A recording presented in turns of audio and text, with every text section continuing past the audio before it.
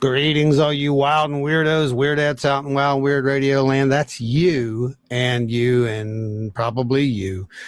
And this is Wild and Weird Radio Live. I am Ron. That is Joe over there. And Doomsday Dave is out in the kitchen getting some water or something. Indisposed. He'll be here. He'll be here shortly. He's dehydrated, I think. It's about 90 some X degrees out there. So yeah, it's still right now at 8 o'clock. It's warm. Degrees. It's very warm. So real quick, just so you all know, everybody who's here and who's commented, I have already put your names in the Wheel of Doom because somebody tonight is walking away with a copy of Jordan Booker's book, Bigfoot and Better Thinking. And you definitely want to hang out till the end of the show. We will do that spin probably 15 minutes before we go off the air.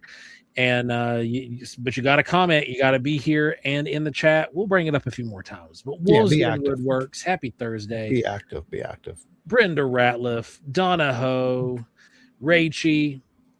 We got Lisa, Chris, Uvaru, Gary, all the alien Mr. Jordan Booker himself, driving but listening. Hey, be safe out there driving, brother. Today, if it's anything like what the roads are here, no thanks. Octopus, what's going on? Wolves Den, holy cow. Wolves Den coming in hot with a free the aliens fund. You know something that we don't know, right? He must either that or he's picking up on his ESPN and knew what might be coming down the pipe soon. Maybe. Then Terry McCullough is here. Teresa is in the house. Wichita Okie, Enzo. Hey, Enzo, did you have fun at Contact in the Desert? Fill us in. Give us some insider info. I know you were out there this past or weekend before last. I didn't get a chance to hit you up last week. Mitch, what's going on? Then we got Larry Hose. Happy Thursday to you, brother. Congratulations on a new thing going on. Stone Maven, what's going on? Rob Posey and Seth Womack. What is up? Welcome. Oh, Ada Cox is here. Ada Cox. Here. Wild and Weird West Virginia Library Fund. You know what? You might have just bought a copy of Ashley Hilt's book to give away. That'd be a good one, yeah. That would be a good one to do. Yeah, let's do that. we'll add one to those. We'll get to that in a few weeks, but we'll get one in here. I think that would be a great book to do a giveaway on. Yeah, that's a good one. All right. So, anyway, we have a rather busy weekend coming up. That we do. First things first, I was supposed to go and see the big movie tonight and apparently have my soul taken while watching the movie. Oh, yeah. That didn't happen. I decided to stay home because I did not want my soul taken. No, I'm kidding. I decided to stay home because what we're doing is a little bit more important, and I'm okay missing out on a couple movie tickets. And besides, I think we're going to actually manage to try to go see this thing. Yeah, we might get a chance to pull it off tomorrow night. And, and that would be fun. Yeah, so we're going to try to do that.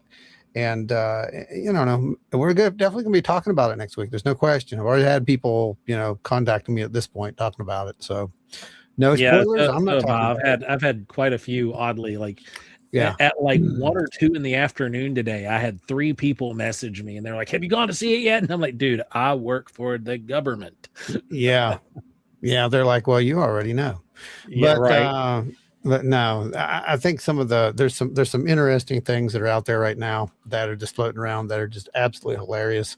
I think it was John Lennon who always said that, even bad publicity is good publicity. So y'all keep talking stupid about things and more people are just going to go see it. I mean, that's a fact. So, Enzo, while while Enzo was at Contact, he got interviewed by the UAP Studies podcast. It should be coming out sometime next week. When it does, post the link. We will share it over on our group page on Facebook and here, because that's definitely one everybody wants to check out. And Joe, the dome is particularly well quaffed. It got cleaned off last night, actually, in preparation for going to be out this weekend with the public appearances and such. Yeah. So, we've like I said, we've had an interesting week. We've had some stuff happening in the background. The presentation is finished for our presentation, and I can promise you that the Intergalactic Reading Rainbow. That's it, man. That's it, Gary. It's the Intergalactic Reading Rainbow. That's right. And in this version, it's not a little butterfly flying. It's an orb. Yeah, it's an orb. Totally an orb. So we will be, doing that thing. Take us a presentation. Let's pop up the little thing there for us. You said media? Yeah, that one. That's it. So we'll be doing that. That'll be coming up this weekend. It will be. And I can tell you that I'm not going to spoil it, but I can tell you this. There are things you've seen. There are things you haven't seen. And there are things that you've seen that make a lot more sense now because of the things that you haven't seen. That's this completely, that's a government answer. I know, but we are going to actually show it, unlike, some press conferences and so forth and stuff. So yeah, you'll be able to see that. Yeah. And you'll get to see it in high resolution. Well, it'll be high enough. I mean, it's a presentation. I can't, it's not a movie, but it's not movie quality. It's on a projector. Yeah, but it can only go so hard. But it makes more sense. It's going to be better than what you've seen so far. Well, I didn't take the data points out. I can tell you that. Yeah. So, there's that. There might even be locations. I don't know, but the point is, you're going to see a lot more. So try to be there. We'll be there at 2 p.m. Bristol, Virginia. That's when we start talking. We're there the whole day. Our talk starts at 2.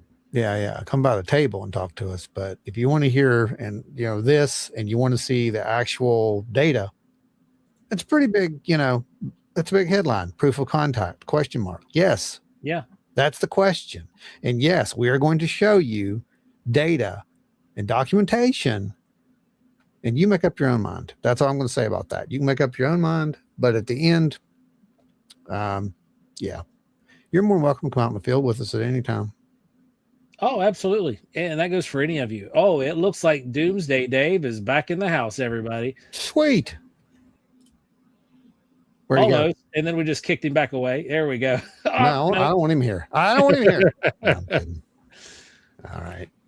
Welcome back, Dave. Yeah, I've got super glue all over my fingers, and I'm kind of okay. Oh, bummer. Used to do that. Yeah, super glue's fun. I remember how that went. Yeah. Working on projects today. So, I guess we're just going to talk about this. Big week. I mean, it was a big week. Promises of a big week. Right. Promises of a big week, right? We are going to go over some key clips tonight about what happened at the press conference. We're going to go over some of the takeaways, some of the things that we wish were there, and we're going to take your opinions on, what you think about this and what should have happened. Straight up front, I want to make sure everybody understands this. This is not a political show. No, not at all. This just happens to be a news segment that featured people who are in the political arena. So, yes. There's that. Exactly. So, unfortunately, disclosure is going to come from some political figurehead at some point in the future. We do not know who that will be. We do not honestly care at this point. The point being is that there's a very big secret that has been kept from the American public Well, they're not the American public. Forget that. They keep saying that. It's the world. It's not the American public. It's the world. There's a very big secret that's been kept from the world. And there are certain people who seem to be gatekeeping certain pieces of information that really have nothing to do with national security as far as we can tell at this point. Isn't that about right, Joe? Yeah, I think that's about as vanilla as we could state it. Yeah. Without getting too far in either direction on it. Yeah. I mean, that's just it. I mean, the premise of not being alone in the universe, it should not be a national security threat unless there's something there that we don't know. And well, here's the thing with the national security threat. It goes back to Grush's statement that you and Maria said we need to put on a shirt. Oh yeah. Even if it is a national security threat, you cannot redact, you cannot classify reality. Yeah, that was Fox who said that, I think. Yeah, okay. But it was actually Jake Barber who kind of said it. Jake Barber said you can't classify consciousness. Redact it or something. Yeah, can't classify. Yeah, he said you can't classify consciousness back in his initial interview with Ross Goldhart. So if you really think about that, there was things said that weren't said. You see, and that's kind of why we wanted to do this. We wanted to go over this in little bits, pieces by piece, and kind of go over the things that were glossed over. Oh my God. Security threat t-shirt. That's what you need, Opto. That's what you need. That wins. That you are comment of the moment, my friend. That's hilarious on all fronts. Oh man. Okay, so all right. Anyway, all right, Ron, go ahead. Trying to be serious? Are you gonna try to be serious for a second? No, that's funny. But no. Yeah. So, but for real, regarding the national security threat stuff, like we know that every foreign adversary that we have is technically a national security threat. That doesn't mean that Iran is classified. It doesn't mean that China is classified. Yeah, some of their actions are, but like we know they exist. We know that they have technology. We know that they're doing things. We know they have weapons programs, and it's there's things that they can tell us. Right. So here's the thing. I'm going to pull these up. We're going to go through them. Share this out with your friends who have, questions about this stuff and who might be curious. I know that it's regardless of what you think about it, it's time that we start having these conversations on a broader level and we keep this going. If we don't keep it going, it's going to fizzle. That's what's going to happen. And that's what they want. They want it to go back to the way it was back when Blue Book ended, when everybody didn't care anymore because, UFOs, some people believed them. Some people didn't. You don't need any proof. Look, here's all this great information. It's really funny. Here's what I've been seeing, Joe. You have too, I'm pretty sure. Think about this. Have you seen how many people have been tagging us and sending us clips of stuff that they just learned? Oh, yeah.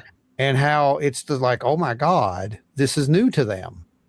It's like, this is our world. We told you reality is strange. Right. And a lot of these people are people that we have known for a long time.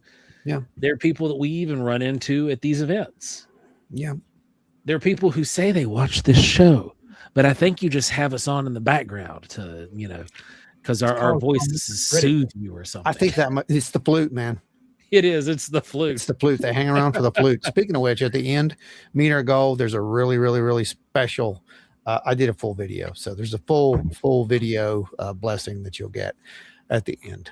So let's try to, we'll see how that goes at the end. Anyway, here's our deal. It's not new. That's what we need to understand. And I think that's one of the big takeaways from this whole thing that just happened.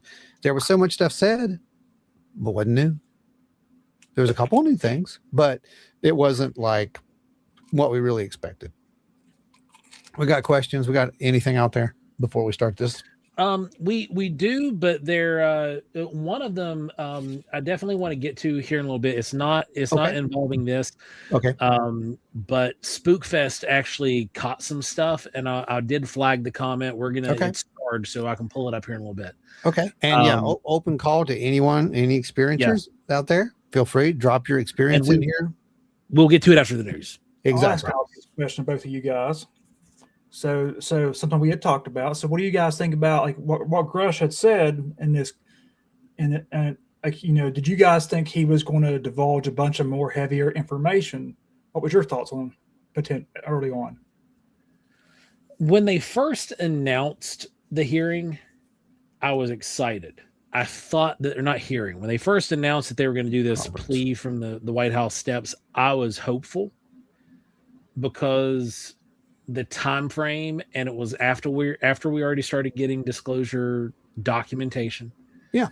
I was hopeful, but then I started seeing it lose momentum, and I started seeing how the executive branch was referring to all this as if it was ratings related.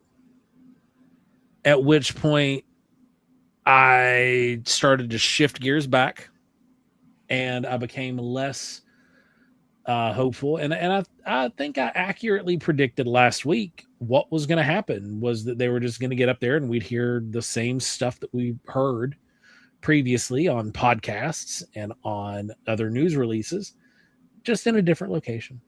But we've heard it. This is the key, though. We've heard that. This community has heard that. Yeah, people who are in the UFO community have heard that. But so you'd be surprised, though, given Facebook, like with all these UFO groups, you would be surprised how many people have thought the stuff they're like diehard UFO people. I'm a researcher, clickety clackety click clack. But you know, they're out there, and it's the first time they've seen it. But this stuff's been in the media now for some of it 6 months, and they're like, "Oh my gosh, this is groundbreaking." It's not groundbreaking. There really wasn't any groundbreaking, oh my God stuff, but there was where it was taking place. And there was some definitely grandstanding that was taking place here. It was riding off of the wave. Like I told you, that's what this was all about. It was a wave, but it was a wave that was used to draw attention to this. The whole Virginia conference that James did earlier this year, not very much press. No one really showed up except for News Nation. This time you saw the amount of microphones that were there. Yeah, there were a ton of microphones. It was almost like the set of microphones that you saw at the hearings. Yeah. You know how you had the full media roundup of microphones that were all right there in front of those guys. Yeah, and it drew a little bit, you know, it hit the mainstream media a little bit. There were people talking about it who usually don't talk about this stuff, trying to take it serious. And that momentum needs to go forward, however it gets there. But there were shortcomings, and we're going to talk about those. Take us presentation mode. Let's get this thing started. Before we hit presentation mode, there was a question for us. We jumped it real quick. So Chris asks, where do we go after the inevitable announcement we're not alone? Would the gatekeepers slowly release certain aspects of the forbidden technologies to improve our environment? No, it's not going to happen. So this whole crap that you're seeing with Ross Cohart in his doomsday prediction of the markets crashing, and you saw this, right, Joe? And all the nonsense. That's been around for a minute. It's been around a while. It's just dragging up again, and it's like, this technology is going to put big oil out of business overnight. No, it's not. It will not. You have to build those facilities, and guess what? You got to build them with fossil fuels. You got to build them, and you've got to figure out a way to meter them and make people pay for them. Therefore, nothing will ever change. That's what you don't get. What they need to do is talk to some other people in the community, get a Ouija board out, and be like, "Hey, oh crap, his name escapes me, but the guy that Tesla hated." Oh, you're talking about Edison? Edison. Yeah, they need to summon Edison with a Ouija board and have him explain how to meter it, and then they can do it. Well, that's JP Morgan you need to really get a hold of. But anyway. True. They, I mean, you get one of them, we'll probably get a sure. Hey, I heard money was being talked about. I'm here to give my advice. Summoning the ghost of greed past. I like it. But no, for real, that's what has, that's it. So I don't see anything big with that. Anyway. What else we got? Oz says, I don't take anyone associated with government and disclosure seriously. The bait and switch all the time. They can't put this back in the tube. They are trying to find better. Yeah, the whole time sorry, go ahead, Joe. It does. Yeah, I agree 100%. They can't put it back in the tube. Mm-mm.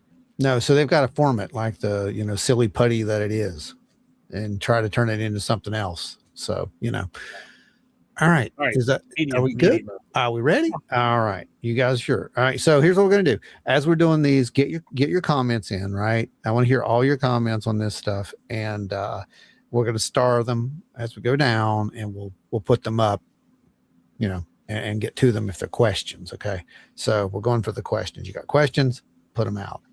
And like I said, there will be people in here talking about political stuff. Ignore that. We're only focusing on what we're focusing on. That is the UFO, UAP, and Coverup sections. Okay. Here we go. Oh, that's not it. I almost played a flute thing for you. Hang on a second here. That would have been tragic. I'm like, wait, there's flutes in the news? No. Oh, hang on. It's doing this thing. I got to find the right folder. There is a chance. There's a chance of what? That at the 250th debacle with the UFC ring, and have you seen the massive lighting rig that they put up? No, but is it going to be enough to summon It could be enough to summon somebody. I mean, okay. It's the light rig that they installed. It looks like a UFO. Yeah, well, all you need is the intent behind it. Yeah, right. All right, so anyway, let's kick this off. Here we go. Something that were similar event like in the 50s of the UFOs over the nation's capital in the 50s. If it came over on the night of this one, there's several thousands of people there. Oh yeah, no, you're not wrong. That one back. No, you're not wrong, David. You're not wrong at all. And maybe at the same time, you wouldn't be able to see the skies over the freaking amount of lights. Yeah. Like those the amount of lights that they have installed at this monstrosity is just maybe that's what's insane. For, it could be. I'm just saying, you never know. All right, so let's go. Here we go. Mr. President, I'm respectfully requesting that you declassify and release all files related to this case and others like it. Real quick. Did you see all the comments where people were saying that Tim Gallaudet was an alien and wasn't a real human? He was a man in black. They thought he was a man in black. He's he's a man in black. He's an alien. Yeah, it's like, no, it's Tim. Talking about the rights of the alien. It's like, that's Tim Gallaudet, guys. It's okay. Yeah. He's supposed to be there. He's tall, lanky, and has a long neck. It's normal. It's just how it is. We, the people, have a right to know. Reality should not be classified. Thank you. Thank you. Oh, yeah. So James Fox is who said that. Okay. I thought it was Rush that said it when he was walking off. James is the one who said it. But he's right. Reality should not be classified. And I think that's one of our issues. I think that we do have people who are trying to they're not really trying to classify reality as much as they're trying to edit reality. Like they're trying to conform reality into this narrow band, kind of like what we can see versus what we can't see. Right. So Enzo says Tim Gallaudet liked his retro UFO shirt at Contact, a man of impeccable taste. So I mean, you can confirm he was human, or at least mostly human, right? Yeah, Tim's pretty human. He's cool. From what he's wearing his human suit. No, stop it. Yeah, the group that he's associated with is supposed to be there this weekend. There's a chance that we might get to meet Mr. Tim. I doubt that, but it'd be cool. It would be cool if you the group he's a part of is going to be there. It'd be cool. That would be amazing, but it would be. So, all right. So the clip number 1 would be James setting this whole thing up because James do what James does. In recent years, Congress has held multiple public hearings on UAP, which is a dramatic shift towards transparency. And thanks to many members of Congress, the issue is now being taken very seriously. We, the people, are finally hearing accounts in a credible setting from firsthand U.S. military personnel about highly advanced unknown craft that fly rings around our frontline fighter jets. We are seeing more and more of these type of craft captured on various government sensors, and I'm told this is just the beginning. So he's told that this is just the beginning. So what's coming? You know, that's the big question. If this is just the beginning, then that means that there's a roadmap here. Someone's seen that roadmap. Someone made that roadmap. Whether it's ours or someone else's. Either way, right? Someone made the roadmap. So, you know, it's just the beginning. So there's something to take away from it, whether you believe it or not. One of the aspects to the phenomenon that's spoken about with less frequency are close encounters of the third kind, reporting by witnesses of entities of non-human sentient beings connected to the craft. Don't take it from me. Some of these reports come directly out of the United States Air Force's own files. So they come out of the own files. I haven't seen those files. Have you seen those files in the releases at this point? Have you seen files that actually mention specifically what that man just said? Only the Brazilian records. Right. Because they released their records the day before this. Sorry, I'm sorry. No, go ahead, Dave. I was going to say, I just had to know his reference to the third kind, Heisenberg Air Force. It was just kind of a random reference he made, I think unintentionally, but it was kind of, Close Encounters of the Third Kind. Right. Right. He's he's kind of saying that those documents are real. But again, we haven't seen those. We haven't seen those documents. Tomorrow? I don't know. Maybe that's the roadmap. I don't know. We said a week ago that the next logical step in this is biologics or some kind of proof of it. We've never been closer to talking about this and actually accepting it than right now. So, and Brazil released theirs. Yeah. Brazil's documents, if they're authentic, they do discuss and talk about biologics. Octo. What if, and hear me out, the intergalactic law is that governments of the world must announce that aliens exist before they come, and this controlled narrative disclosure will actually bring them. So that would, I mean, it implies that there is really a galactic federation. It does. That would be a federation rule. Right. And we've talked about that. I mean, it's a very good possibility. You can't make first contact unless they agree, to terms beforehand. Yeah. I mean, anything's on the table. Put your thoughts out there. Good one, Octo. Next one. And so our next call to action will be that we are meeting with the White House. We are requesting that whistleblowers receive temporary immunity or permanent immunity, and if they are able to divulge whether it is locations of craft and or advanced technologies. So they're trying to get permanent immunity for these whistleblowers at this point. Yeah. That's a marked step up because originally it was temporary. There was a time window there is what they had discussed before. So they pushed that into permanent immunity. Now we know that the only way that we're going to move forward with this is to get that immunity. Here's the double-edged sword of immunity. Everybody wants someone to pay. If you've been involved in it, you're going to be immune. If your boss told you to do some terrible things to get these results with this technology, you're going to be immune. Right? Yeah. So you're going to have to be okay with that. You're going to have to be okay with us just writing all this on a slate and then wiping that slate clean and starting all over. How many of you are really willing to let that go? How many can do that?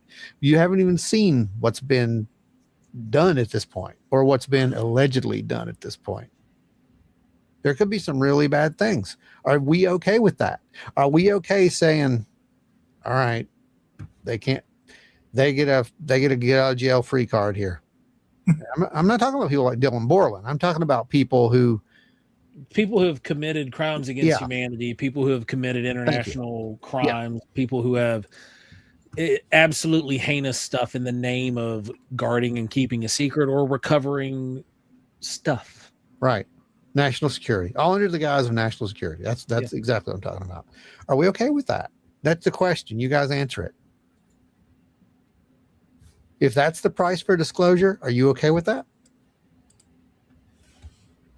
Yeah, and the temporary wasn't that there was necessarily like a moratorium if they would come forward, but it was temporary as in, here's the window of time. If you come forward between timestamp A and timestamp B, you're clear. I forget what the original was. They talked about it about 2 weeks ago, but now they've moved it up into permanent. That's big if it actually takes place.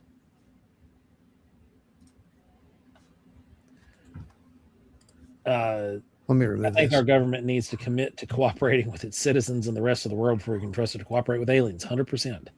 Oh yeah, 100%. But on the side bar here, allegedly, in hypothetical land, we already have been cooperating with NHI for some time. And it goes back all the way to Truman. That is the rumor. That is what's coming out. That is why we're talking about biologics at this point.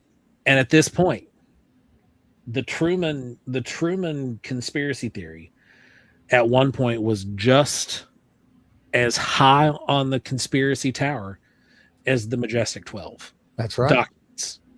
But we were given in the release before last the validation. There was something of the documents. Not necessarily the validation of the documents that were given to John Lear. Right. But the validations of a document that was said to exist and everybody denied it. Yep. It's true. And now we have the document unredacted. And now we're talking about it. Yep. It's true. Next one. For decades, the American people have been treated like children, told that our government secrets that they don't get to know. Don't ask, don't expect answers, just trust the process. Well, the American people are done with that answer, and I'm done with that answer. Over the last 3 years, we have made more progress on this issue than at any point in modern history. Now, he's not wrong. He's not wrong, because that's part of the escalation. That's part of the, the rapid movement toward whatever this is. So he's right on those parts right there.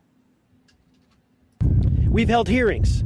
We've reviewed Russian and Brazilian records, including a formal FBI inquiry into the 96 Varginha incident, where witnesses alleged the Brazilian military captured non-human entities and craft and buried the truth. Today, Aldo Rebelo, who was the Ministry of Defense at the time, came forward and admitted that this event was true. Okay, so this is where we're going. So I hope you're all ready for it, because I've got a feeling that we're going to see that documentation. We're going to see that document. Oh, the Brazilian government released the document. Here, like what we know about that event. Gotcha. Like that could be coming up. If that's the case, then it's going to what, Joe? You just said it. It's going to tie right in to what the Brazilian government just released. Yeah. And the Brazilian government references the U.S. Air Force. And that's validation right there. Supposedly their footage on the Brazilian stuff's very clear too. Rumored to be. Well, I don't know if we'll get footage, but I know, there's a really good chance, high chance, that we're going to be getting some documentation. regarding the amnesty, it would taint disclosure for me if serious crimes would go unpunished. I'm not saying that disclosure wouldn't still happen, but it should also be held accountable. But that's the thing about amnesty. Yeah. You won't know about it. This will be done in a skiff. Yep. What is pertinent about the information, you won't hear about the who, you won't hear about the crimes. The crimes will be sealed. Yep. Just the information that they gathered while committing said crimes. Right. But that is how amnesty works. What's happened before? Project Yeah. Paperclip. Paperclip. I just said it. There it is. Yeah, same thing. So it's happened before. Yeah. And the technology that you use today can be traced back to some of that stuff, possibly. Oh, absolutely. So that's what I'm saying. So this would be the greatest. I mean, this would be the biggest news in modern human history. Is it worth it? Enzo says, I would think that anyone who comes forward that is guilty of crimes would be anonymous publicly. No one would do it with their name out there or someone to bug them at their home. Yeah, and it's exactly right. They're not going to tell who they are. No. It'll be, the names would be behind closed doors. You would just know about the craft or the technology or the operation. Yeah. Everything else would still be redacted. Yeah. Eric says, I have a very unpopular opinions about all of this, which are highly uncomfortable, wrapped with thick cynicism. I just tested this with the last post, so why omit any further thoughts? What was the last post? I don't know. I didn't see it. I got them turned off in front of us, so you'd have to go over and look over there. Eric said, all I ever see is the dashboard anyway. So yeah. The size of UFO disclosure is directly proportional to the amount of public demand for the files from the EGOT with the Caribbean island. It is. To elaborate on that too, it's like I've seen a lot of posts, maybe you guys have too. One kind of sticks out in my mind is this lady had said, with all that's going on in the world and the troubles and the stress, financial stress and everything that's going on, and I'm not bringing in the politics into this, I'm just, everybody's having some hardships, right now, and that's just a thing. But she said a UFO could land in my backyard right now and they could come over and shake my hand basically and greet me, and I really wouldn't care right now. I would just be like, fine, cool, nice to meet you. That's just a lot sad. of people with that mindset. They're just and that's just sad. And that's just sad because here's what's going to happen with that. It doesn't matter what they show you. Yeah. But do you understand what I'm saying? That's what they want. Oh, yeah. I mean, that's part of this plan, probably, to get you to the point where you're just like, oh, aliens again. The most life-changing thing in known history. And no one cares. Yeah. What if a time traveler shows up tomorrow and says it's all somehow relates to World War III? Well, I'd be asking him if he had a Macintosh. What was it? No, it was an IBM. Oh, yeah, an IBM 8400. I'd be like, brother, I got your IBM 8400 down in the basement. I found one at the Milton Flea Market and picked it up just for you, my friend. Do you know how expensive those are? Those are I know. Like expensive. $600 on eBay right now. Oh, yeah, they're extremely expensive. So, old Titor might have been on something. I don't know. John Titor. If you don't know who that is, there's an excellent episode that we did on him about two years ago or so that tell you everything you need to know. And it's pretty interesting. It's pretty interesting stuff. All right, let's go to our next one. So we just did Virginia, right? Yeah, we did. Yeah. Okay. All right, so this is this one. Sent targeted inquiries into MIT Lincoln Laboratories, MITRE, and every government agency that's been connected to UAP. We've worked with lawmakers across 4 continents. We've sought answers on cases like Matthew Sullivan, a would-be whistleblower whose tragic death deserves far more scrutiny than it has received. We've obtained video evidence, including the MQ-9 footage of a UAP incident off the coast of Yemen, delivered to my office through what can only be described as a Tom Clancy-style dead drop. Someone felt that they had, now think about this, someone felt they had to secretly hand information to an elected official, a member of Congress.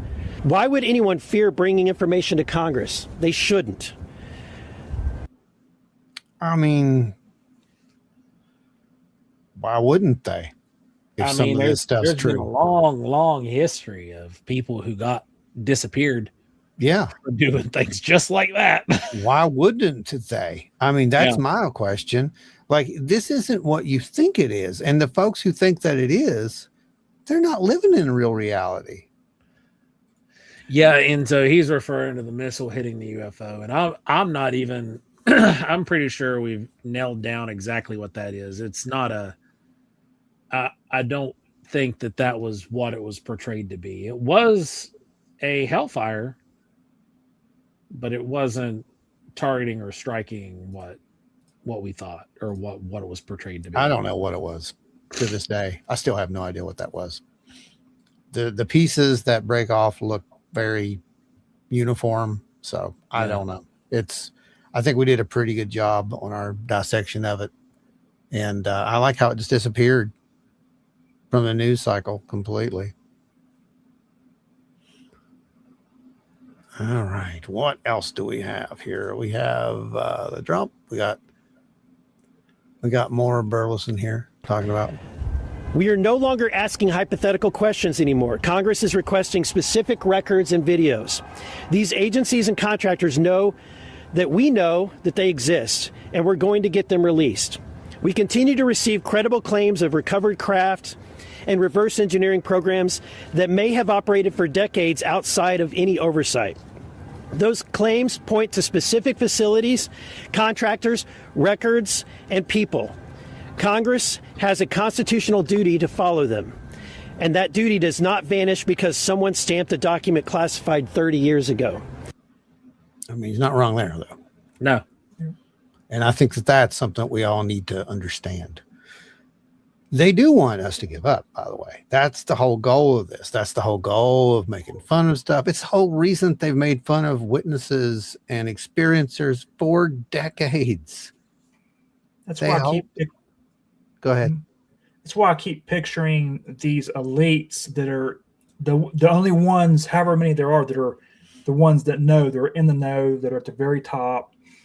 When they're sick, because we don't know who they are, we don't know what they look like. At least, anyways. But they're sitting there watching this press release on all this stuff, and they're probably just sitting there thinking, "Ha, you little peons! If you only knew, you'll never know."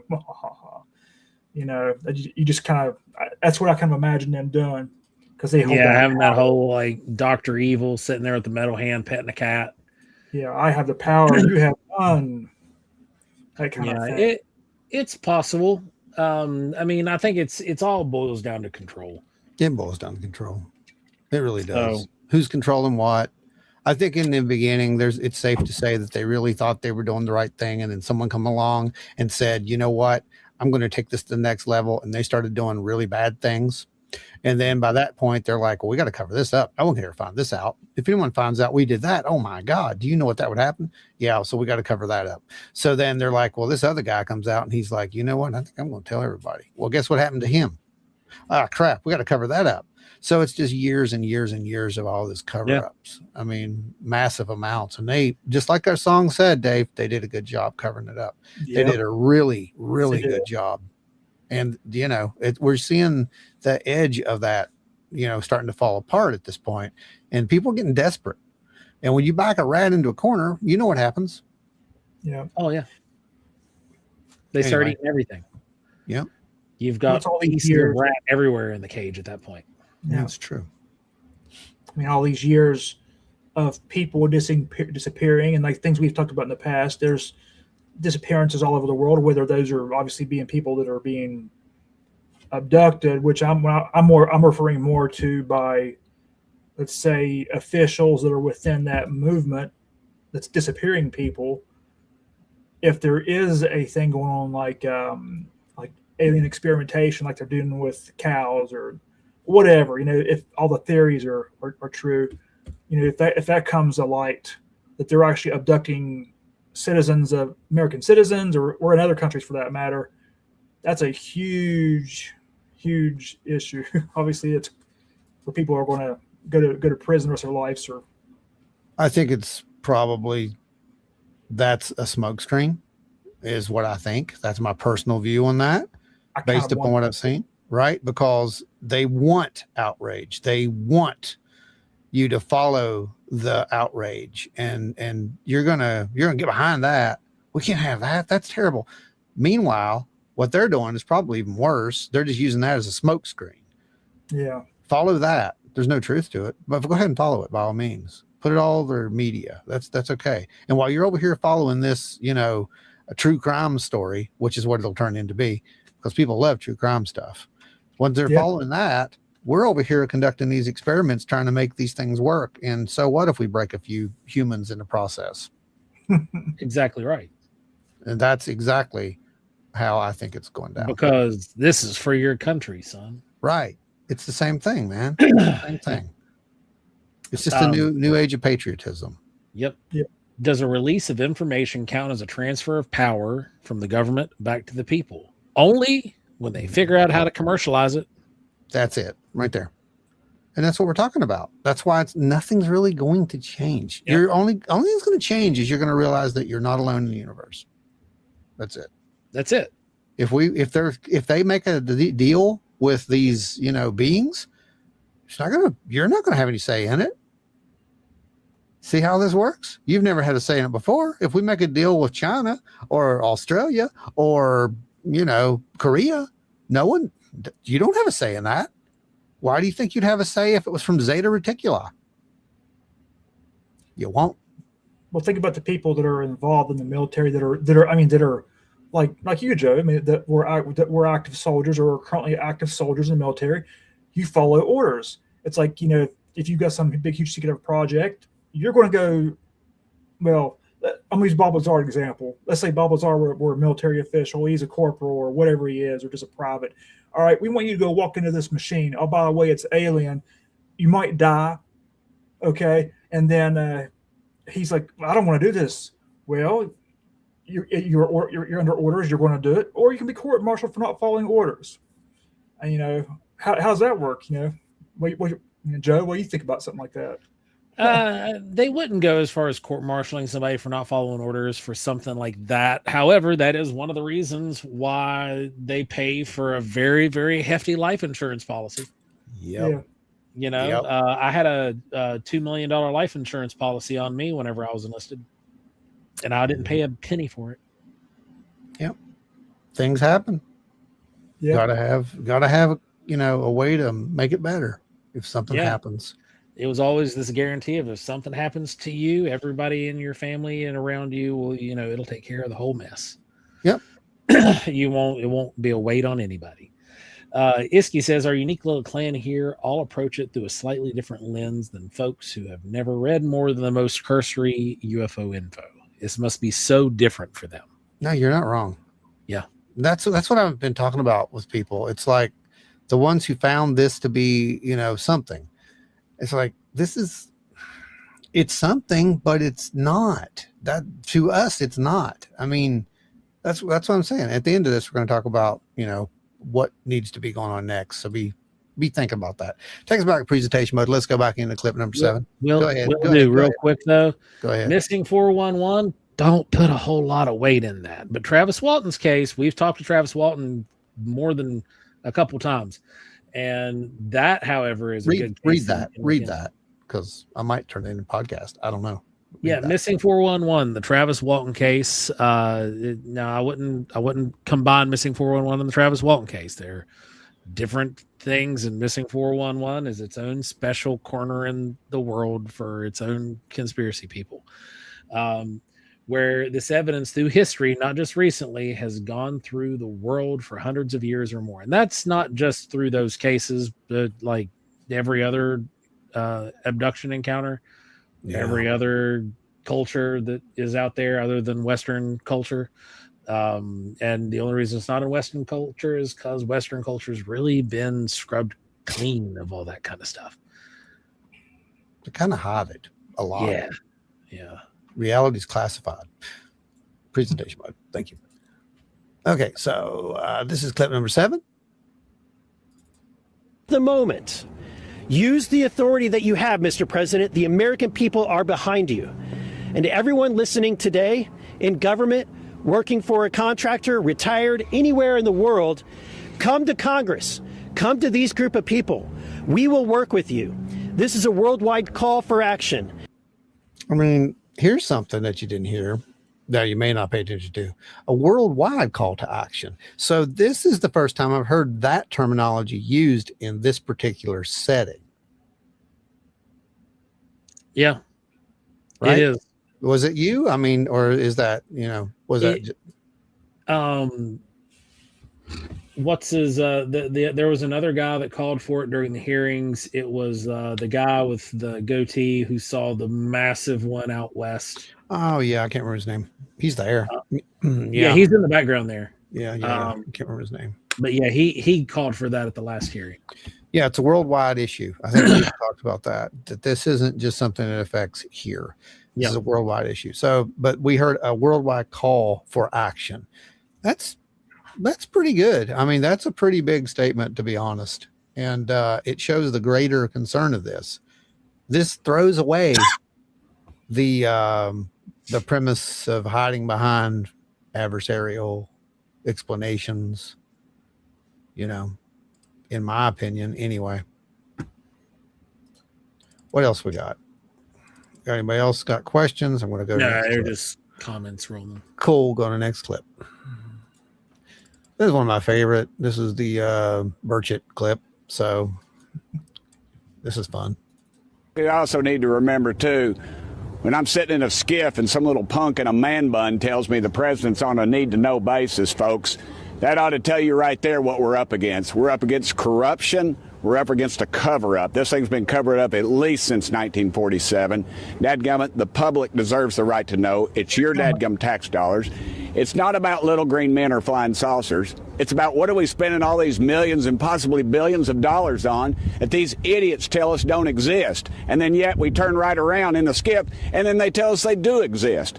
This is a cover-up. You all know it. We know it. We demand the answers, and dadgummit, we're going to get them. Look, we got one or two bites at this apple. Please be careful about the false information that's coming out of Washington on all this stuff. Trust your gut. You know what's right. You know they exist. You know this has been a cover-up since before most of y'all been born.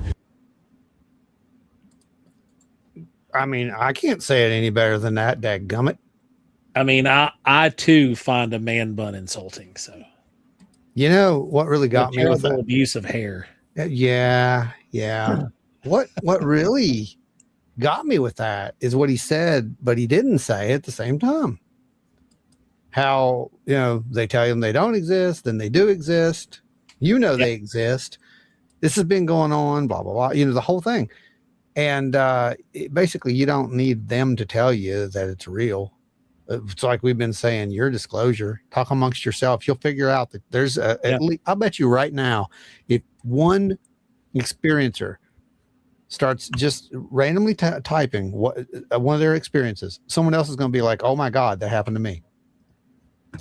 That is what we're dealing with. And it's true. So whether you want to label it, it doesn't matter, but there's something there. And I think that that's the whole point. And the other point is, why are we not allowed to talk about it? Why are we not allowed for anyone to take this serious? What's the big deal? We're looking at something, I think, through using a term that I've used quite often. We're looking through a mirror dimly lit. Yeah. We're looking and we're seeing a reflection of what we want, what we've heard, and we're not seeing what's actually behind the mirror. We're not seeing the full reflection of what's there. We're only getting to see tidbits and snippets and portions, and we're left to figure out and try to piece it all together and make sense of this full picture. Uh-huh.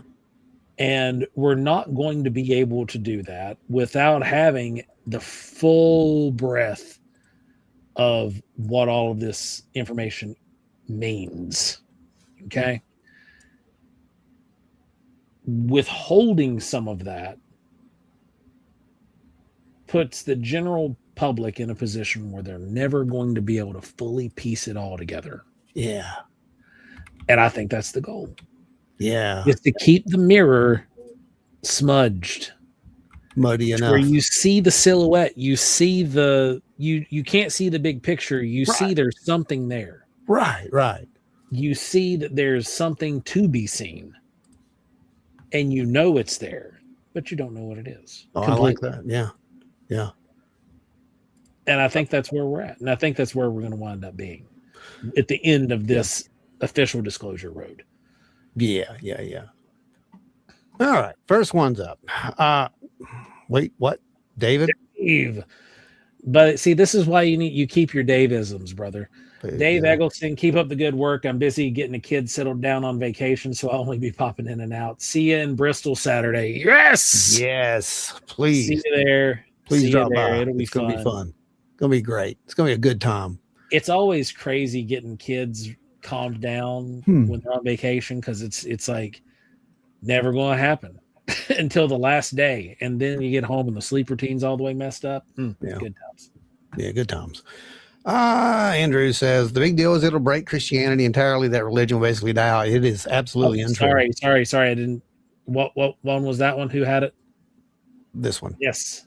Yeah, that's not true. And I know that there's a big push right now with a lot of marketing for the movie, for example, that says that, Spielberg says it's going to, if you go see it, it's going to break, Christianity. No, it's not. And honest to God, here's the truth of the matter. Here's why it's not. If your faith can be broken by the announcement that there's other life, I don't know what kind of faith that is, because you were given all that you know by some form of life, whatever you want to call it. It doesn't matter. Labels, people, labels. It's just a way that you perceive and think of things. Go, Joe. I spent the bulk of my adult life studying the intricacies of the great mystery and the elusiveness and the mysticism and the ancient pathways that birthed Christianity. And the big deal is that if you're, it won't really affect Christianity in traditional sense, right? Is that what you're trying to say? It won't affect Christianity and the Merriam-Webster definition. Right. But Andrew's probably right. The American church might get kicked straight in the teeth. Yeah. Yeah. I think it's important that you, Joe, explain the difference right there between what you just said, because a lot of people see the church as the church, Christianity is Christianity. It's not. They've split. There's been a massive divide for ages at this point. Yeah. And yes, you're right. The newer version, they're going to have a problem with it. But those who actually follow, the original, the old way, this is normal, just like anyone else. There is an unseen realm. The entire basis of faith, regardless of who or what it's in, is in the unseen realm. Yeah. And the fact that it is. And to think that something, if something that is so malleable and flexible and broad and unknown as faith could be shattered and broken by an announcement of something more, that's not faith. That is that's an idol, quite frankly. If idols can break, faith can't. There. I like that. That's a very eloquent way to put it. Idols can break, but faith can't. If your faith is real, if your faith is truly a actual faith, and you have this substance of things hoped for and this evidence of things unseen, Mm-hmm. in your life, then that's hard to shake. You might be rattled. There might be things that make you question, but any faith that is too big to be questioned Yeah. is not something that can really stand to much in the first place. Yeah. You should be able to question. The freedom to question, the freedom of thought, the freedom is the key. And like and for anybody who whatever your faith is, I'm going to use an example from the Old Testament, and this would be found in the Talmud, and this would be found in the Christian Bible. There is an entire book called Lamentations, where the entire book is questioning the Creator, questioning God and why, and putting the emphasis on why are you doing this? Why has it got to be this way? Why is it? And they're questioning God the entire time. They're questioning concepts, the ideas. They are placing this demand on divinity, and it is it's permitted. Yeah. God didn't smite them because they were rallying and crying out and questioning, why me, why this, why you, or why are you doing this, why did you do this, why did this happen, why are you permitting this, why is blah blah blah, all the whys. But there's an entire book about it. Yeah. It was allowed. Yeah. So what you're saying, basically, anyone that tells you you're not allowed to question this or ask questions of it, or that it's wrong, that's not it. That's not the way. Dave, God can create us in Sasquatch. He can create whatever he likes. That's right. That's right, David. That's right. No, there's some good comments out there. Let's get them up. Oh, yeah. Terry McCullough said, did you see the soundbite of Lou Elizondo saying if they don't start talking about this seriously, then it would dwarf 9/11? Oh, yeah. No, an event that would dwarf 9/11 could happen. You're not wrong. Yeah. And he's not wrong. I don't think it would. Yeah. There would be this catastrophic event that would take place. And I'm not sure exactly the context he's talking about, but I think there would be like an upheaval similar to that. Man, build a bunker. That's all I'm going to say. All right. What we got next? Brenda. The Exorcist that got fired this last week would be suing them then. Yeah, exactly. Well, I've seen another one needs to get fired today. So right there, yeah, and it's probably going to happen because these dioceses, they're all like part of a larger structure. Yeah, and it's a bad look, man. It's a bad look. Yeah, they're like they gotta keep the reins on it. It is what it is. Yeah, it is. Well, I kind of wonder if they get to the very top. There's the Pope, so if they could repeal it all the way to the top, what would he have to say? You're not fired. Dogboy says the church has been split multiple times, even before Martin Luther. The myth is that there is a Christian church and not many. Yeah, you're not wrong there, man, because you have so many dogmas and theologies that caused those splits and whatnot, and how they all began to branch out and do their own thing from those. Teresa says, I think the fear is that the governments will share or won't share what they know now. They'll be, that if the governments share what they know now, that they'll be admitting that they've lied for years. Even the most hardcore patriots will start wondering what else has been hidden. I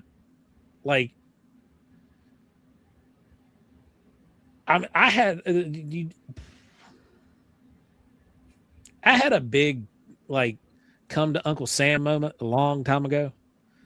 Because I considered myself a patriot, and finding out some stuff, it did rattle me, and it has affected me to this day, where I don't trust anything or anyone. The people who are on this screen right now are about the breadth of what I trust, and maybe a few of you guys in the comments. But yeah, it could be, and that could, if you had that massive of a rift, it could cause some major divide, I'm sure. Rob Posey says, I think government may be using that as one of the excuses not to disclose. They're afraid of the religious backlash, or the good excuse. Societal upheaval is how they're referring to it. Good excuse. Robert's a panel. It's been talked about before. It's good excuse. Oh yeah. Eric, follow the way. Jesus is not geography nor architecture. Yes, agreed.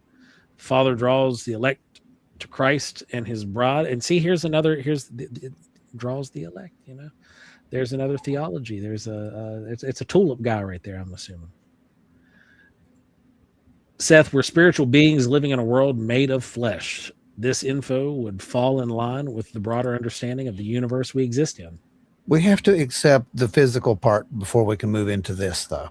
And I think that's one of our issues right now. We've got a lot of people who are jumping into this other side. It's there. Don't get me wrong. It is there. It's 100% there. But we have to accept the little part first. To us, it's little.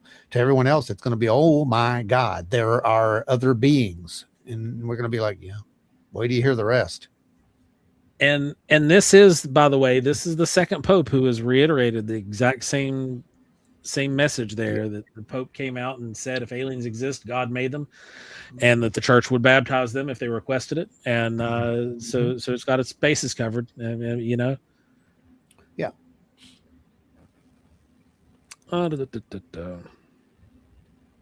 Yeah, they are really pushing the narrative of fear. You're 100% right. Yeah. Well, fear will definitely be a good detractor to keep people from looking at things you don't want them to look at.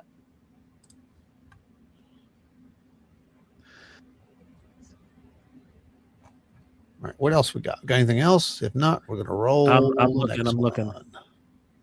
Personally, I'd chuckle if aliens came down the ramp and told us our fairy tales are trash, but Zeus is real, though. Oh, my gosh. That's hilarious. That's funny. That would be good. That's hilarious. Then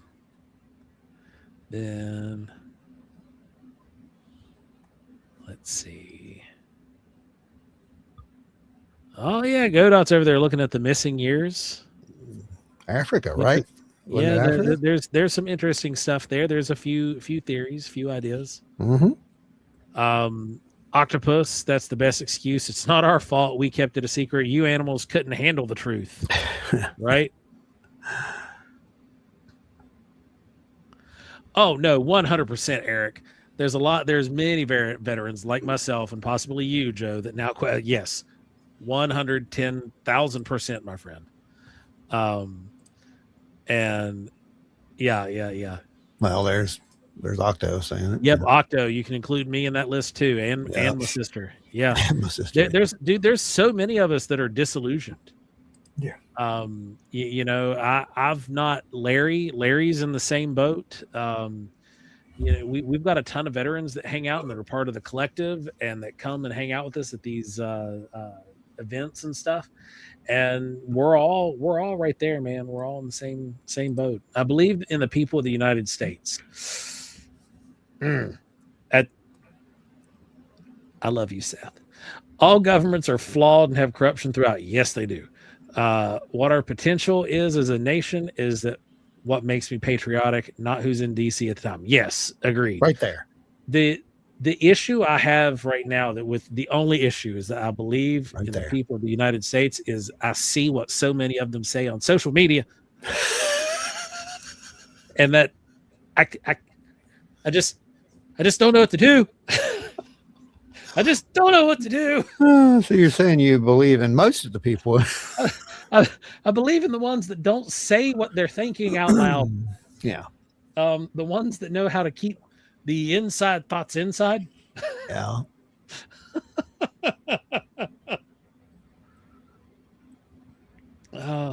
Oh boy. Would the government be afraid of the backlash of people finding out that whatever the visitors are were allowed to experiment on people in exchange for some of their technology. This was what I said earlier. Well, that's a theory. Yep. That's a theory. My personal belief is that it doesn't matter. They're going to do whatever they want to do because they've been doing it forever. If they're that powerful. Yeah. They don't need anyone's approval.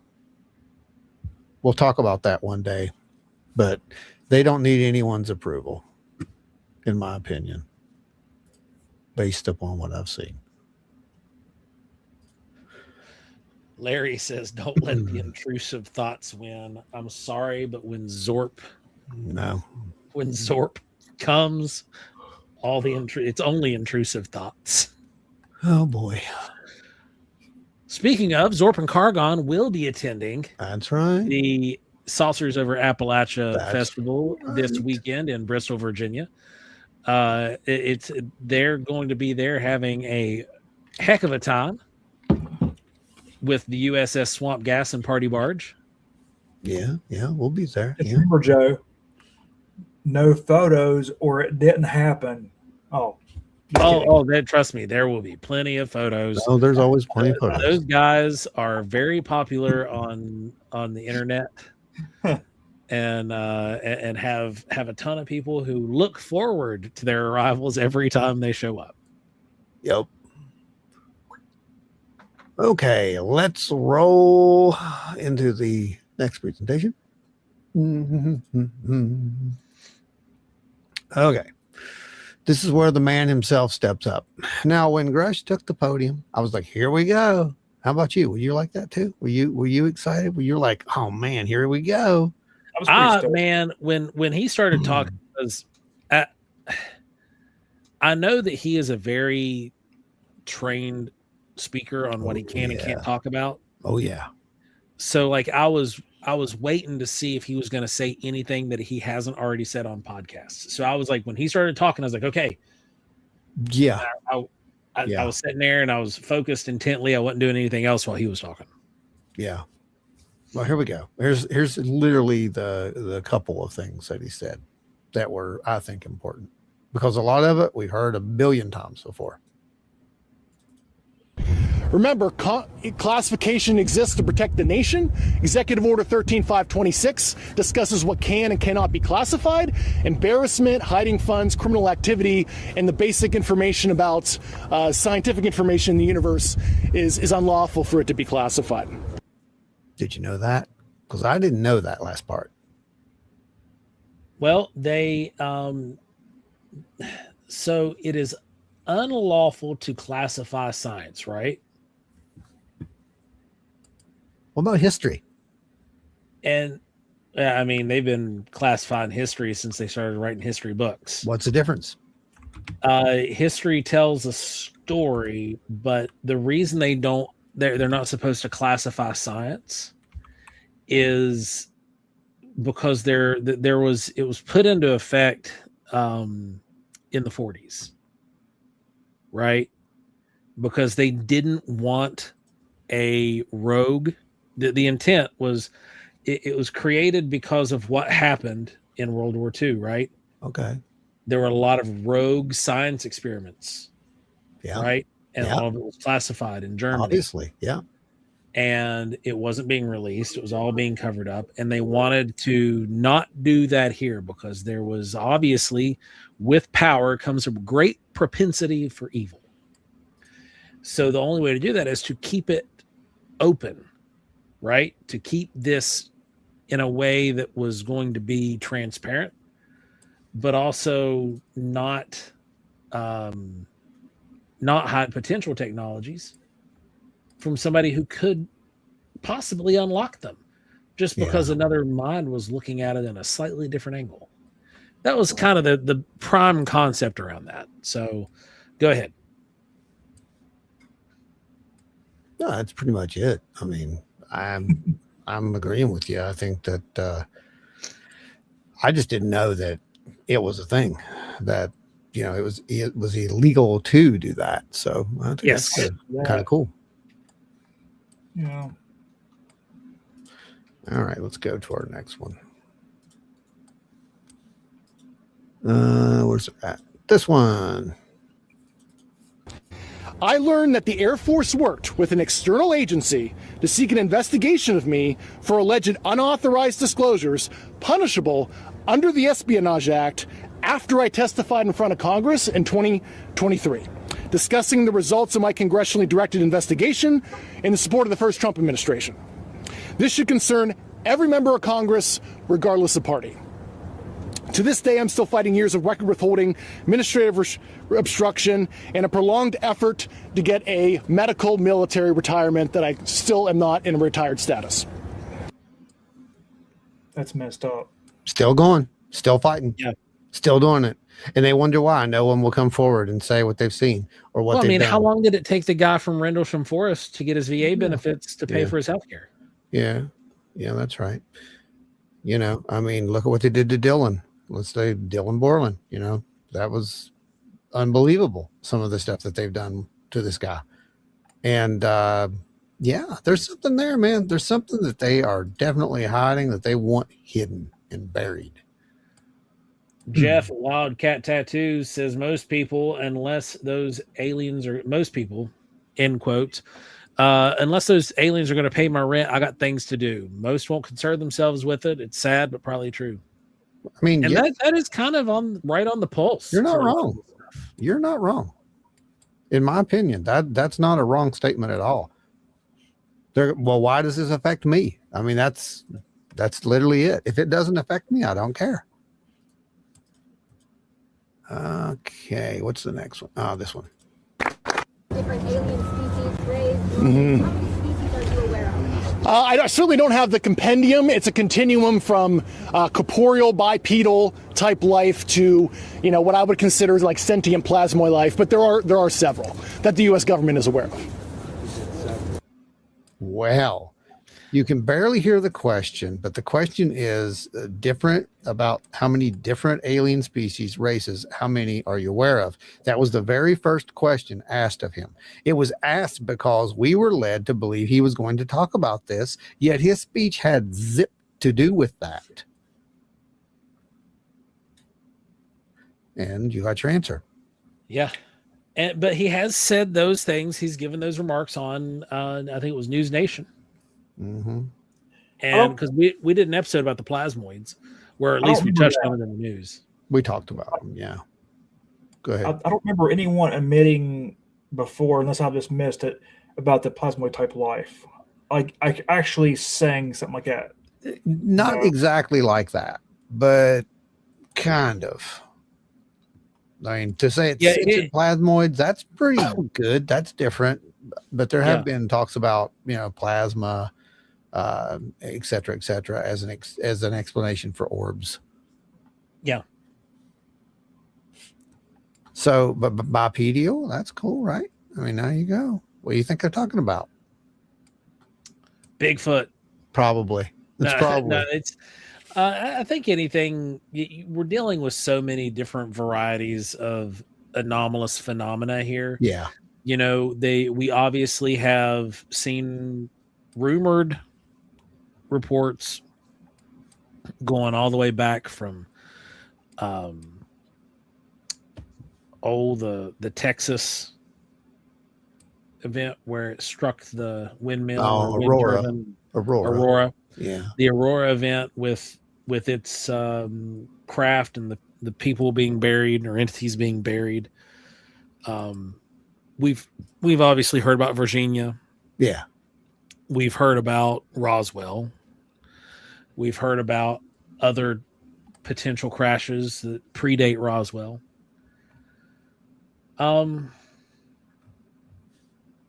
Most of those all involved potential, like, I guess, bipedal bodies. And then if you look at Bob Lazar's account with the sport model, they're obviously using appendages to manipulate these things. So something would have had to have at least had arms. Yeah. But the plasmoidal life, plasmoids, the sentient plasmoid. That's the word. He didn't use sentient plasmoid life. What he referred to them in a previous interview was just sentient plasmoids or sentient plasma, one of the two.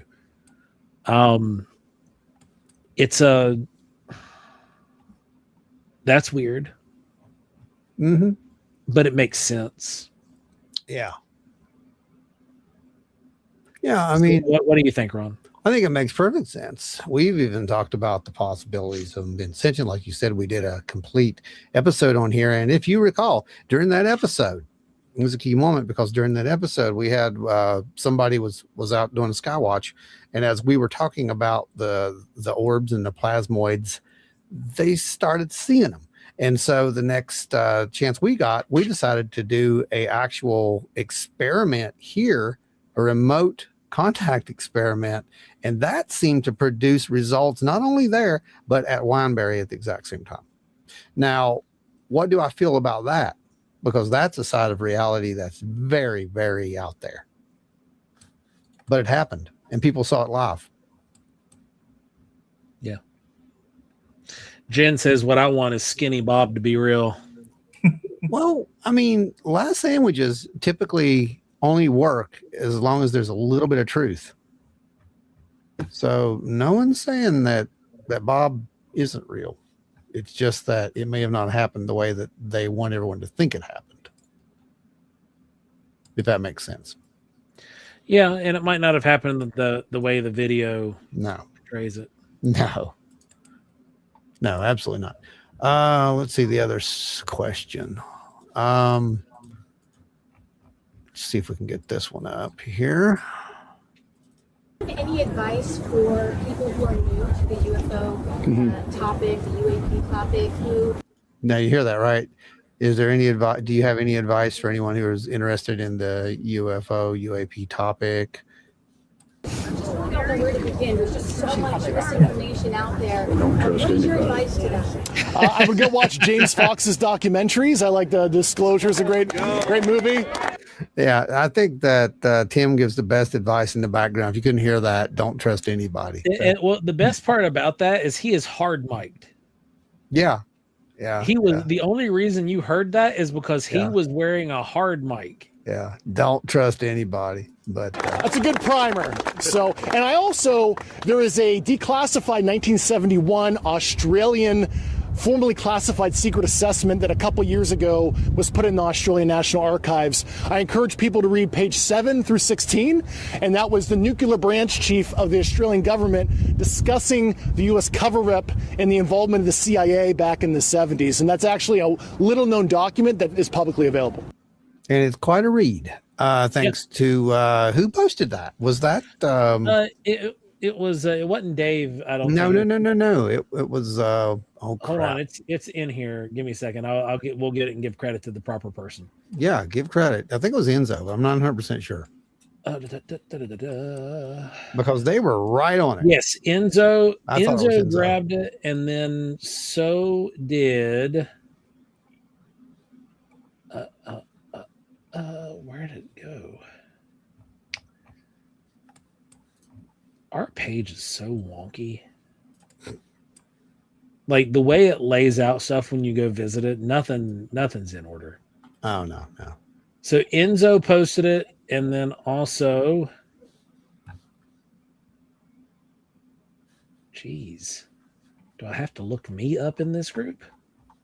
Maybe it's possible because somebody commented it on the post I shared.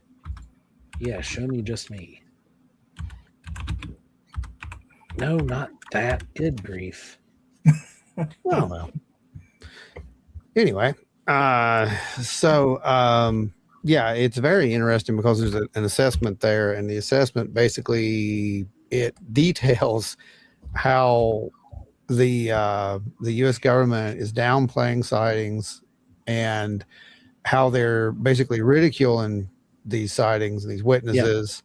Yeah. And it talks about how it's an actual real thing, but they know it's a real thing, but they're using it. They're basically just covering it up with all these, discrediting and whatnot. And the official excuse, we've heard a million times before, is because for whatever reason, they thought that Russia was going to use this knowledge in an attempt at a first strike. Now that's the dumbest and most ludicrous thing I have ever heard, but that's the story, and that's what they stick to. It is such a story that it was actually used in the series that they made about Project Blue Book. That's actually the part of the narrative that they use for it, because it's actually true. That's a fact. They actually wanted people to believe that in the higher ups so they could get by with some of the stuff they were doing. Yeah. We have Pat says if you have a ship capable of moving at Mach Jesus, you don't need a green card. Well, that's true. We have one final clip on here, and that'll be this. And there was another thing that happened. Grush got asked a question, but the guy was so far. It was the last question. It's one where Tim says, "This guy over here, he's had his hand up for a long time." Blah blah blah. Well, they go to it, and I can barely hear. There's a question about do you know how many? And he either says races or bases, and that's when Grush says at least a dozen. There's more added to it. That list, and I'm not privy to it. I did not put that in here. I just wanted to let you guys know that if you can't really hear it, their audio was terrible. I went in and had to adjust he was audio. like 10 feet away from the mics at that point, and it was just what was native on the camera that was picking him up. And someone coughs at the exact same time he says either bases or races. All you hear is aces. That's it. And I can't make out the last part at all of what he says. But anyway, if anybody knows what that question was, I would love to know. David Grush has said that around a dozen different types. He has said that previously. So I had assumed that he said races. I don't know what he said. That's the problem. And I'd love to know exactly what that man said. All right. Okay, here's the last part of that, and it goes back to Burleson. And what he says at the end of this just goes to prove my theory that we all live in a documentary of the X-Files. Here to fight for the American people, fight for the truth. And again, our last call to action is we want to challenge every foreign country. Do what the United States is doing. See what we're doing here. And we want to see your country. Don't do exactly what we're doing here. For God's sake, I'm going to interject just for a second. And I think these guys down here and everybody in the audience going to say the same thing. Don't do exactly what we're doing. Do better. Yeah. Country follow suit. And we want to see if any individuals have any information, do not be afraid to come to a member of Congress. We will protect you, and we will make sure that the truth is out there. Thank you. Yeah, he said the thing. So by what we mean by being better is that if you guys decide to build a Thunderdome in your respective countries' capital, at least make the politicians fight in it. Right. That's good. Yeah. Just, as far as this disclosure thing goes, though, do better. I mean, from what I'm hearing, Brazil's doing that. Brazil's always been kind of very forthcoming, and so has Mexico and some of the other Central American governments. Yeah. Unfortunately, they've all worked with Jaime. Yeah. Well, like that's a blemish, but still. Yeah. All right, so let's get our questions in. Let's get our comments in. Where do you think we need to go from here, guys? UR disclosure, all that stuff. So where do we go from here? We just had this happen. They said that there's more of these planned, by the way. There's some other stuff that's coming. There may be a drop tomorrow. Probably will be. What are your thoughts? Let's get them on the table. Let's talk about this. What are your hopes? What are your fears? Talk to us. Let's all get through this together. I don't think there will be a drop tomorrow because there's too much on the line right now on the international floor. Best time ever. They don't want to pull ratings away from that. Oh, if it's ratings related, you're right. And I think that's what this game is, man. At this point, like we're polling, we're trending number one in what? We're trending on what? Whose scale? Yeah. But anyway, Oh yeah, Jeff brought up J-Rod. Anyone remember the whistleblower that had the stories about J-Rod the alien? Yes. Yeah.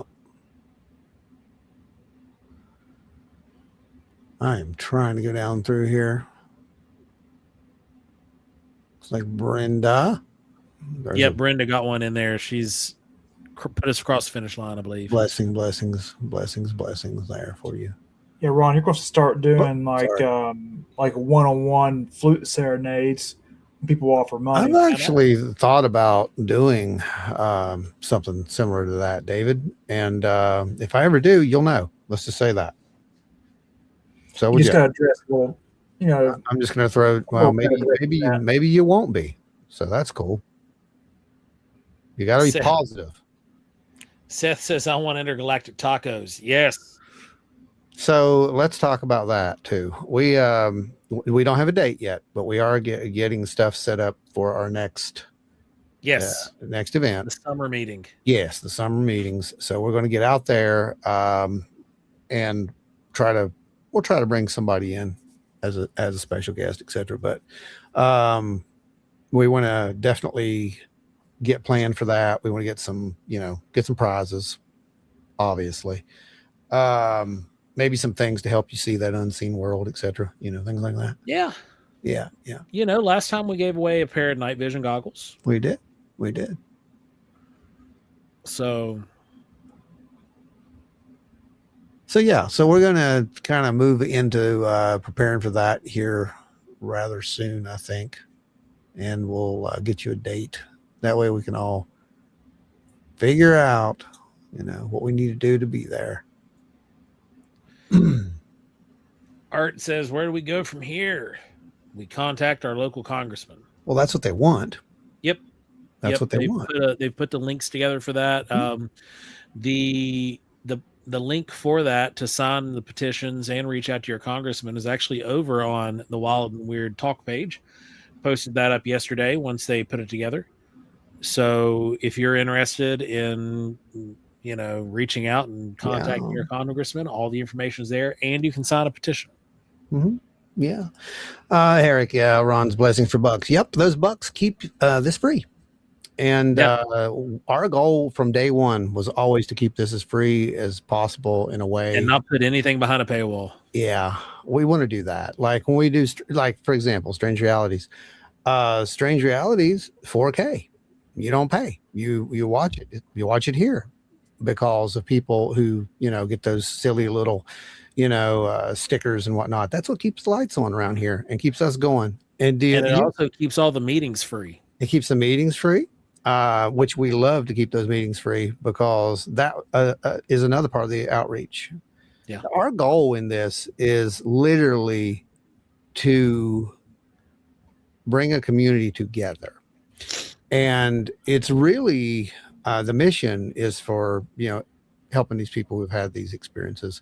And I don't mean helping them as in therapy and stuff like that. Although if you want that, we can find people, Yep, we can help facilitate. Yeah, we can help facilitate that.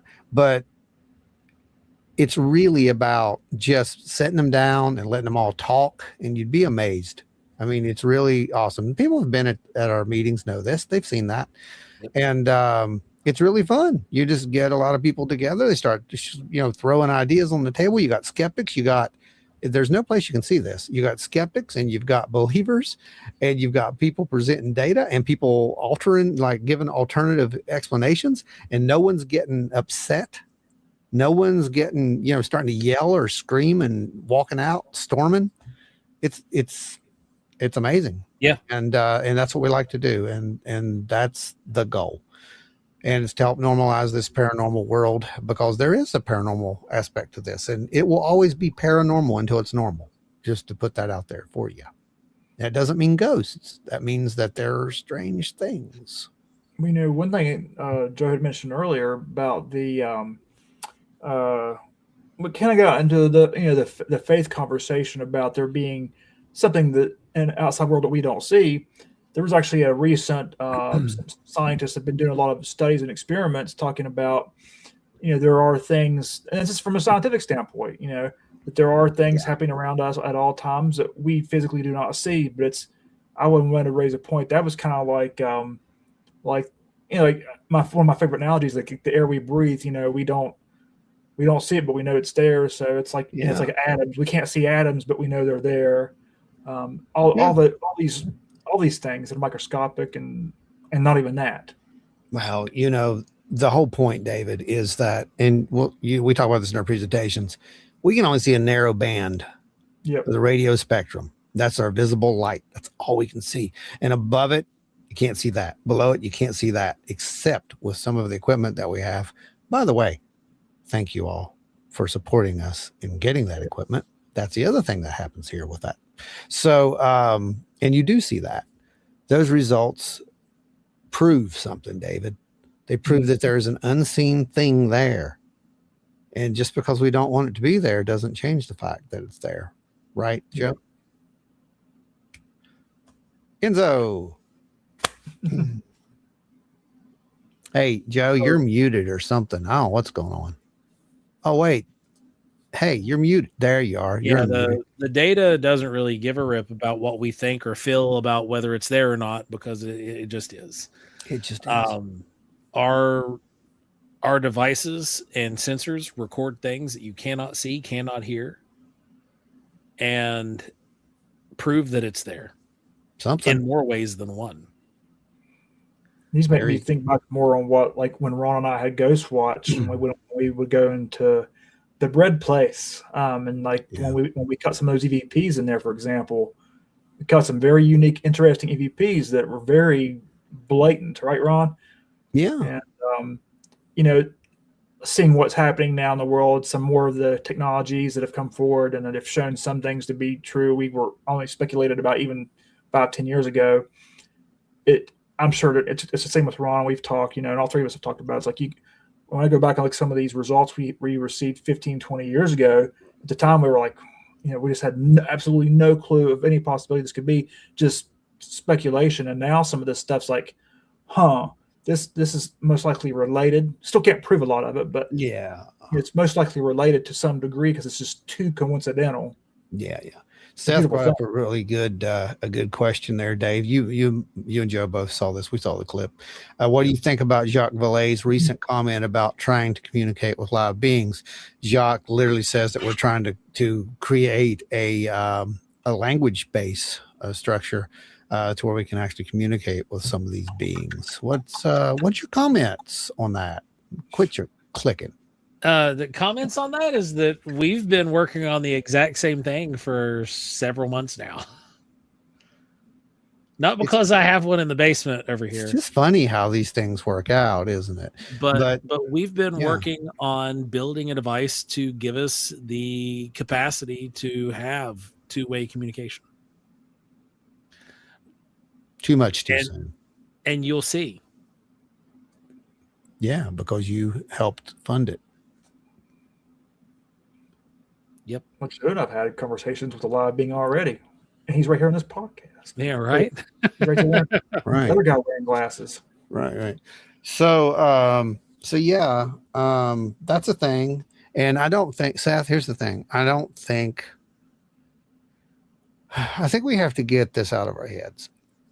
Everyone thinks that just because it comes from these people of title, these experts, these web gurus, they're on TV who have the little expert under their names, that those are the people you need to listen to. Yeah. Those aren't the people you need to listen to. Okay. And I'm not saying you need to listen to us. I'm saying there are other people out there who are doing the same things that we're doing, and they're getting the same results. Hellbent Holler. They're getting the same results. Skinwalker Ranch, the Tedesco brothers. They're getting the same results. Exactly. So it doesn't seem that whatever this is cares who it contacts or communicates with. It's the fact that it isn't breaking through, that it's making some form of contact and communication. Now, Vallée could be talking about an actual language structure. I don't know. I don't know how far they are. I really don't care. But the point is, it's not exclusive. That's my point. Right. It's not exclusive. Contact disclosure, real contact is not exclusive to world governments. They've made that clear. And I don't mean the governments. They've made that clear, whatever they are. If that was the case, then there wouldn't be contact experiences. We wouldn't have witnesses coming forward and saying, I saw strange symbols. And then someone draws the same exact symbol. We wouldn't have that, would we, Joe? No, we wouldn't. It wouldn't be a thing. No, we're not UFO scientists. I want to make sure that everybody understands that, Enzo. We're not UFO scientists. Disclaimer right there. What's we got? All right. I'm getting there's. How'd you do that? Did that just highlight that? What? That's weird. It looks like it's highlighted Octo's thing there. Yeah, you can tap it in the chat. Really? Yeah. Oh, look at that. That's cool. Yeah. Wow. Okay. Like, see how there's a question mark in the corner? Yeah. Anybody who props a question and they end it with a question mark, it will highlight that. You can set those parameters in the. Everybody, if you have a question, end it with a question mark. And that way we'll know that's a question, hopefully, and it'll tag it. It will. It tags it on the dashboard. That's cool. That's been how I've been helping myself track these things for the last couple months. Wow, I like that. That's cool. Okay, sorry. Fascinated by new technology. That's me. Sorry. All right, let's see. I'm making sure I got the last couple names here because we're going to go ahead and run this giveaway. Are you going to do the giveaway now? Yeah. Oh, yeah. Just give them time, you know.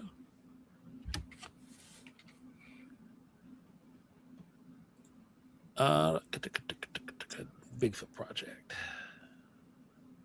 So, yeah. Anyway, let's see what else we got up here. We got some people making some comments. Yeah. So here at when we hit that hour and 45 mark in 3 minutes, we're gonna run this wheel and do the first giveaway of Bigfoot and Better Thinking by Jordan Booker. Yay, everybody. Member of the collective and congratulations. Supporter here of the show. Once again. Seth Womack says Valet is just an interesting person because he doesn't seem to be interested in throwing out pointless information. He's pretty data driven, which yeah, he is 100%. He is. And almost everybody that's in his group, the Invisible College, is kind of the same way. Eric Davis is the exception to that rule. Eric Davis is just like, yeah, well, aliens, UFOs, reverse engineering. You know, we've got like south of 40, more than 24. Oh man, this is funny.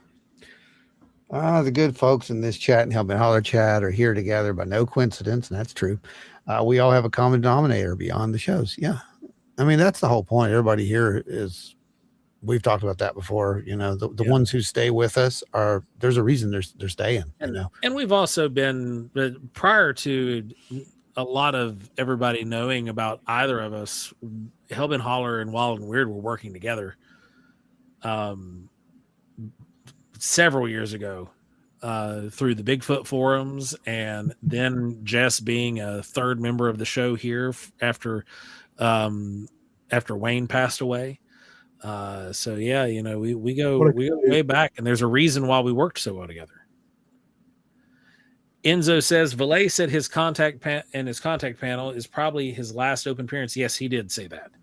That generation is just getting old, and for all the travel and such, it's true. They're aging out. They get to a point where the travel is just too much. So yeah, just in a suit. Yep.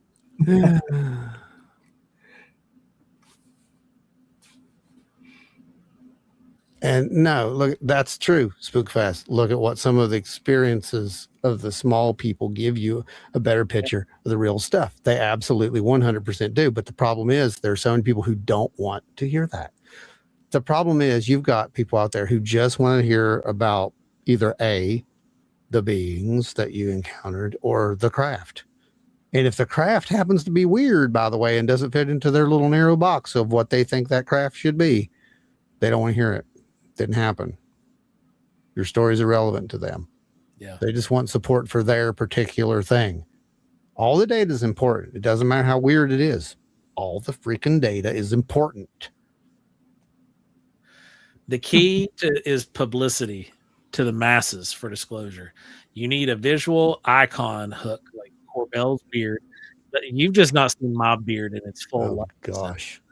Or Suglos's crazy hair, which I also had crazy hair.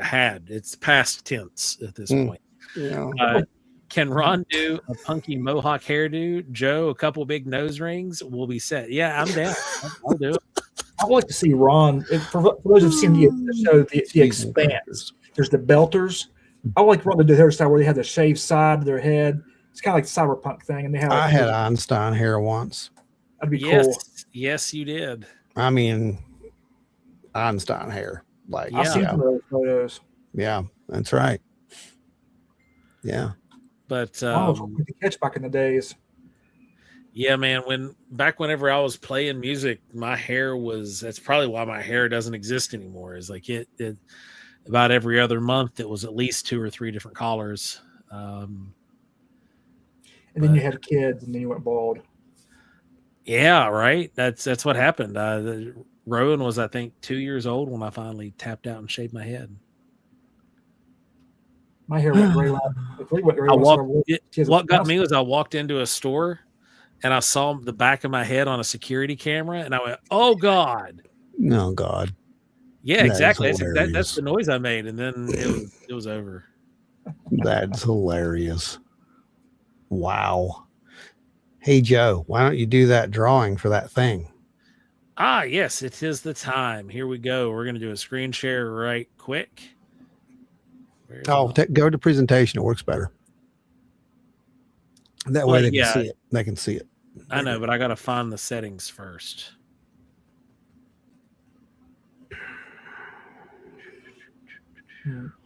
Everybody get excited. So what we're going to do is, providing we continue on to do these things the way that we want to do them, we have a plan to actually give out a little bit, more books in the future. Yes. So, that's something that we're going to get around to doing. So good Lord, there's a lot of people on that wheel. Everybody who commented tonight, I made sure they got on the list. Very nice. Very nice. All right, folks. Well, good luck. So here we go. We are going to kick this thing off. Yeah, speaking of The Expanse, actor Thomas Jane, who's now regular at Contact, we got into it about the government disclosure. It was funny. By the way, he never wears shoes. I know. Thomas Jane's he was the Punisher to me. I know you recognize great show. Some other movies, but he was the Punisher. All right, here we go. Click to spin. Are you guys ready? Here we go in 3, 2, 1, go. Woohoo! Hey, I'm getting dizzy, guys. Ooh. Yeah, I know, right? Who's it gonna be? It's gonna be Andrew. Andrew, the radio guy. Step up, Andrew. You just won. Where are you at, Andrew? I'm trying to find your last comment here. Tag you in the thing. There you are. Andrew K7FDT inserts Beavis. Says fire, fire, fire. Congratulations, Andrew. You just won yourself a really cool book by a really cool guy. No, he's here. He's here. Question mark. Right there. Where at? Just posted. Oh, yep, there we go. Andrew, yes, you Andrew, you win. So what we need you to do is send your mailing address to this email as soon as I can find the banner. That's wild and weird. Right there. Wild and weird. WB@gmail.com. So you won the book Bigfoot and Better Thinking by Jordan Booker. Brenda, my kids have been sick and I would be disowned if I went to see Masters of the Universe without my boys. And so they're now feeling better. And so I'm hoping that Sunday or Monday I'm going to get to go see. All right. All right. Look at that, everybody. Ooh, that's all right, Andrew. Send we that go. email over. Remember, send it wildandweirdwv@gmail.com. Send us your mailing address. I'll get that put out in the mail tomorrow morning. We have a second book, but you got to be here next week. And it is another copy of Jordan Booker's book. We will be giving it away as well next week. So you got to be here and in the chat to win. I've been waiting for a Sky Daddy appearance. Hey, I'm a simple man. You know, Sky Daddy copywrote his appearance. Smart man. And so we haven't been using Sky Daddy since. I have reached out to his management, and I'm waiting to see if there's any way that we can work out a official agreement. I heard that Tim Burchett, that he's going to play Tim Burchett in Tim Burchett's story. That's what Tim said. Right. So why don't you just reach out to Tim, get him, and then he can reach out to Scott Daddy, and there we go. Tim could be the new Sky Daddy. Right. That's I would be okay with that. Ask Tim if he can be the new Scott Daddy. Yeah, that'll work. And so yeah, I'm waiting to hear back. I did reach out, so I'm not sure if they're ever going to say anything back, but I tried. So if we can come up with some, you'll know, because if we have an official agreement to where we're allowed to just throw him up there periodically, then you will see return. Sent the email at sweet, good deal. All right. So that's going to be off to you. Yep, I'll get that out in the mail tomorrow while I'm at work, and you can enjoy it. Oh wow! Well, someone wants to hear some flute. So before we get into anything live, let's give them what they actually got last week for making the goal. They're having requests for please make Burchett the new Sky Daddy. Daggum. That would be pretty freaking hilarious, actually. Well, I mean, it can be done. Let's just say that. Ron, I think everybody wants Tim for the new. Tim's got to have a new blessing. I think is what we're hearing. Right. I'm vote number 2 on that. Okay. I'll go along with that. All right. Well, we'll see what we can do. We'll definitely see what we can do about Tim. All right. Take us over to presentation. We'll roll this. This is from the author, Andrew. Congratulations. I hope you enjoy it.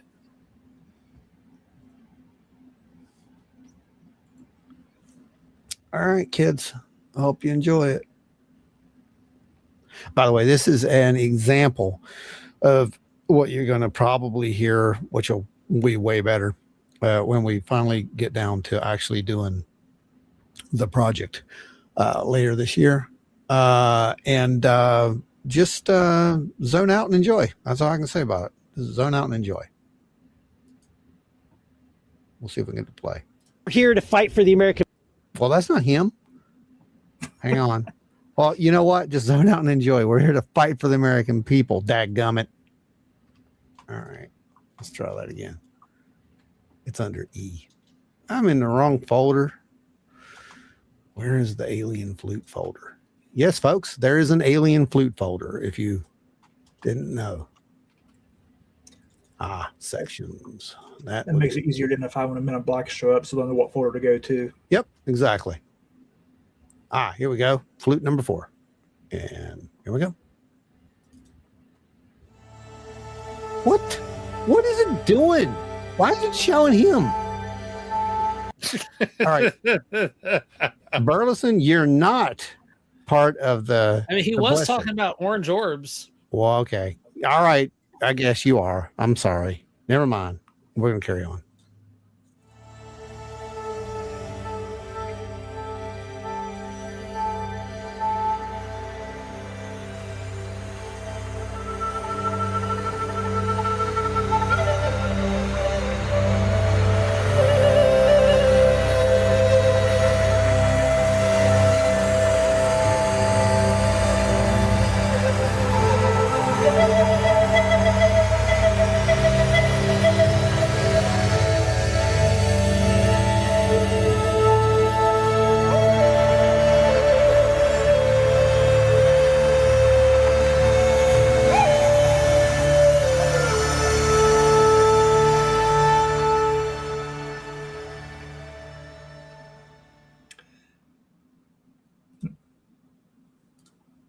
There you go.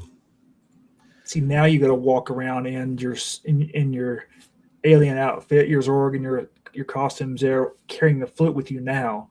No. It's kind of mandatory. And you have to play a little bit. No. What do you think, Joe? I don't know. I think I needs to. So I tried playing a flute in the alien costume, and it doesn't work. It's impossible.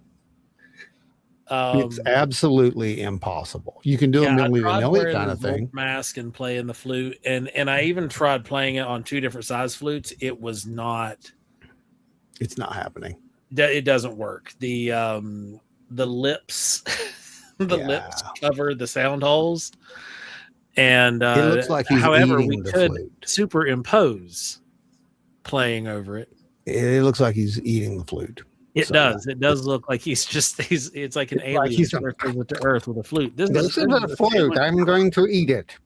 Yeah, that's what happened. We might have to do that if it was real. I'm just saying. So I don't know, but either way, But man, this has been a good one. I hope you guys get a chance to come out to Saucers Over Appalachia this weekend. Yeah, Ron, do you want to give them any kind of preview for what's coming for that? No, the only preview I'm going to give you, because the last time we were there, the Men in Blacks, they shut down everything. See, they already started. It's already started. They started shutting us down again. Anyway.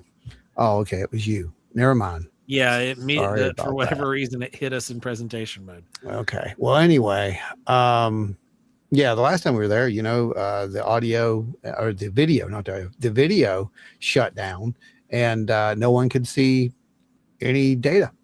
Yeah. So they got, they came to the table and saw it, but they didn't get to see it in the presentation. But providing everything works, you're going to see stuff.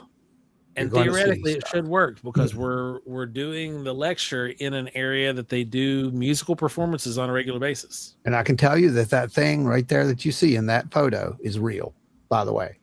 That thing on the right-hand side, and that is not a lens flare.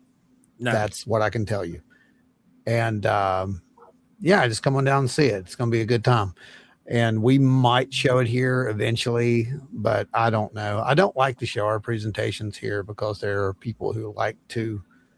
We already have enough people copying them and going out and using the same information that they didn't earn.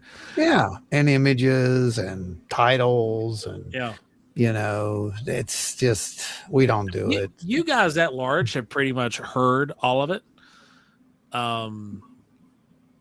In a way, if you've listened to everything we've said, but this puts it all together. This puts it all together in a big old package. There's some new video that you haven't seen yet. Oh yeah, there's some new video. You will see in the future. Yeah, there's some new video. And there's actually at the end of this presentation a trailer for, and episode 2 is not even out yet, but episode 3 of Strange Realities, which is hilarious. Yeah. But episode 3, the heat is unbelievable. And luckily though, we're hitting, there's a massive cold front moving in starting Saturday. Now don't get too excited, because this is the summer. That just means it's going to be in the upper 70s during the day. It doesn't matter when you're in those suits. It's 120 degrees in those suits. Yeah. See, I'm co-hosting a star party Saturday night, actually down near Logan, West Virginia, Saturday night, and I'm like, because that humidity, I'm hoping it's going to be lower, because it's even at 8 to 9 o'clock or 11 o'clock at night. That's pretty miserable when you're even with a telescope. So it's definitely pretty miserable. Dog Boy says he can't come to Bristol. Well, you miss out. I'm sorry. Dang. That's it. You're not coming to you. So actually, we might. Well, as we say, we might. We might need to drag him along on one of the next investigations. Yeah, we might have to do that definitely at some point. So yeah. Well, folks, I hope everybody had a lot of fun. I hope that you took away from this whatever you wanted to take away from it. Really doesn't matter. We just showed you, the clips that we thought were important. Maybe you saw something that you thought was important. Yeah. But there's no right or wrongs to it. But I think the consensus of the whole thing is basically that There's something real. What we got was stuff we've heard before at this point. And what we need is proof. We need receipts. We need actual, undeniable documentation or pictures or something to just stop this, to end it, because you're there. You've got people primed. They're primed more now than they ever have been. They haven't lost their mind yet. I don't think they're going to lose their mind. Let's get this over with, rip the Band-Aid off, and go. What say you, Joseph? No, I agree. We need to just rip the Band-Aid off. Now, I understand we're not going to get the whole cake. No. But just get it over with and say you're not alone. Here's what we kind of know.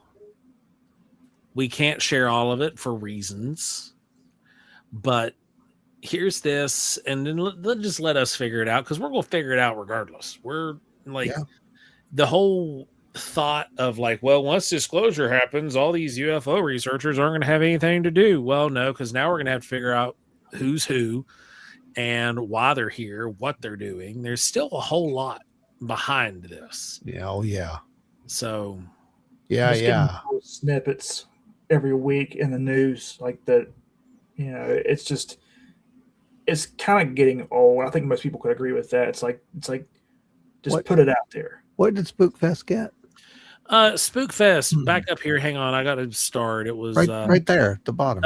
I didn't tell you guys. A few weeks back, I caught something on the beach in Norfolk, Virginia. Flashing white orbs showed up stationary in a triangle formation, and then more showed up flashing for around 5 minutes. Nice. And it was on a live stream. Oh. So it's over on, if you use that at Sir Spookfest, okay, and go to his YouTube channel, you will be able to see it. So everybody who wants to see that, go check it out. What makes that more interesting, that's not too far from where that supposed gigantic UAP they can't move is. That's interesting. Well, that's pretty cool. Yeah, definitely. Go check that out, folks. So yeah, we will we'll go take a look at Spookfest's channel. Go check out those orbs and weigh in, comment down below on the video and give him some love there. Then next week, right here. Yeah, what we're gonna do. What we're gonna do. It depends. Well, we'll have seen the movie by then. We'll have heard the critiques by then. Yes. We'll be able to give our feedback. We'll also be able to share, hopefully, some reports that we gathered from this event. Yeah.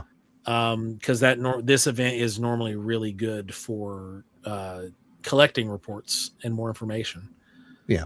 So. Yep. Okay. Well, that should be good. So, take us out, Joe. All right, guys. Thanks for hanging out with us. We appreciate each and every one of you for dropping by the channel tonight and hanging out with us. Remember, we are live right here every single week, Thursday, 8 p.m. Eastern, Wild and Weird Radio Live. This show is driven by you. You get to chime in the comments. We take criticisms. We take comments. We take questions. We all have a great, healthy community here. It is extremely heavily moderated. We do not let things get out of hand. This is a place where you can come and share your ideas, and you can be a part of a greater community that is actually looking at things objectively and thinking critically about what is going on around us. So if that sounds like something good for you, then stick around. If you know other people who'd be interested in that, invite them to come and join their cult, not cult. And we can all keep looking to the skies and trying to figure out what all is out there. Because remember, I am disclosure. We are disclosure. And stay wild and weird. So we'll see you out there. Remember, Bristol, Virginia, this weekend. Zorp Cargon going to be there. We're speaking it too. UFOs, aliens, all that good stuff. Stay wild and weird, everybody.